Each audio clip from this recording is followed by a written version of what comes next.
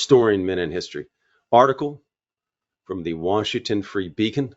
Susanna, what is her last name?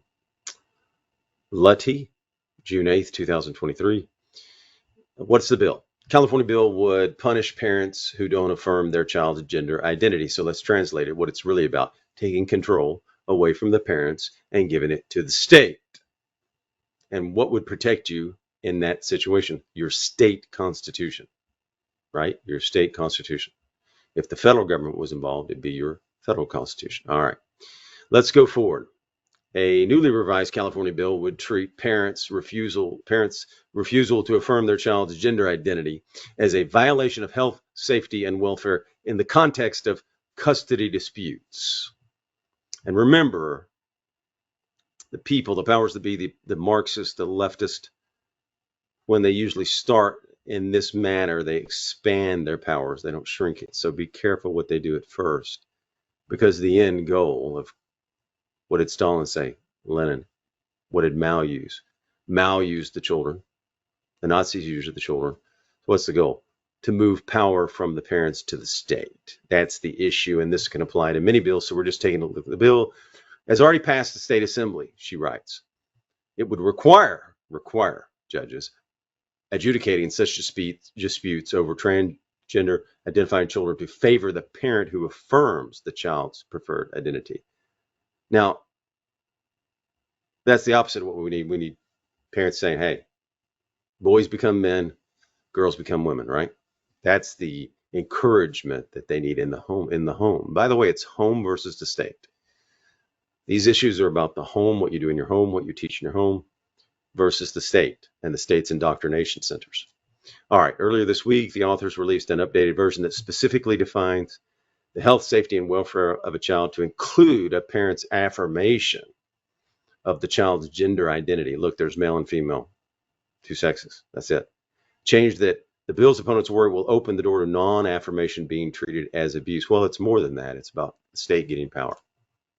When you say that gender affirmation is in the child's best interest for health, safety, welfare, it takes nothing to say that non-affirmation is now abuse because you're not taking care of the health, safety, and welfare if you're not affirming it, said Aaron Friday, a San Francisco attorney and co-lead of the Parent Coalition, Our Duty. The amended bill, known as AB 957, is the latest in a slate of legislation to enshrine left-wing gender ideology in California law. State Senator Scott Weiner, who co-authored AB 957 with Assemblywoman Lori Wilson, is simultaneously advancing a separate bill that will require foster parents. Now get this, see, they never stop. They're going to go on with more laws and bills. And you got to stop that in your state constitution, write it in. And because they're doing this in the assembly. So it's not just taking over the school boards. In 2022, he introduced a first in the nation law enshrining California as a haven where out-of-state minors can obtain sex changes without their parents' consent. You see, again, what is that an attack on? It's about moving control from parents to state authority. That's what Marxists like. They like power. And when I say Marxist, I'm not talking about a guy on the street who votes for Marxism or votes for socialism or a Bernie Sanders voter that really wants socialism. I'm talking about the powers that be, the cultural Marxists, and these people that drive this. Wilson's spokesman disputed that the latest revision changes much about the bill. It's not saying affirmation is the most important factor on a determined factor. Okay. AB 957 easily cleared the assembly in late March with the support of 51 Democrats, although 16 mostly Democratic lawmakers refrained from voting. So it's the Democrats of California. So how do you got to change that in California? So you've got a few choices in California. We'll get to that at the end. While the updated language does not define what affirmation means, it tells judges to consider anything less than by parents on par with the parent's history of drug and alcohol use, physical abuse, no hospitality. The bill makes no distinction regarding the age of the child. No distinction. Okay, so let's talk about this. This is a move for power.